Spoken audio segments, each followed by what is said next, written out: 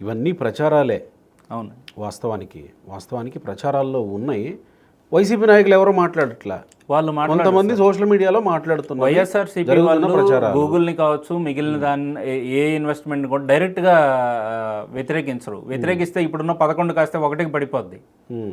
ఇండైరెక్ట్గా కొంతమంది Paytm batch తోటి ఈ కామెంట్లు ఇవన్నీ చేస్తుంటారు. ఇప్పుడు వీళ్ళు ఏ స్థాయికి దిగజారగలరంటే, అవసరమైతే పక్కనున్న రాష్ట్రాలందరినీ మీదేముంది, మీకంటే ఎక్కువ మాకు వచ్చింది అని చెప్పి వీళ్ళే పోయి అక్కడ నుంచి ఈమెయిల్స్ మెసేజ్లు కూడా పెట్టే అంత నీచమైన సంస్కృతికి కూడా దిగజారగలరు ఈ వైసీపీ వాళ్ళు. సో వీళ్ళ మొన్న కూడా చూసాం మనం, ఇక్కడ గూగుల్కి సంబంధించి చనిపోయిన వాళ్ళతోటి కేసులు వేయించారు, చనిపోయిన మనుషుల పేర్లతోటి కేసులు వేయించారు హైకోర్టులో, మా భూములు మేము అని వ్యతిరేకంగా. తర్వాత ఎంక్వైరీ చేస్తే ఆ మనిషి చనిపోయి కూడా 2 సంవత్సరాలు అయిందని తెలిసింది. ఏది గూగుల్కి సంబంధించి భూసేకరణ విషయంలో.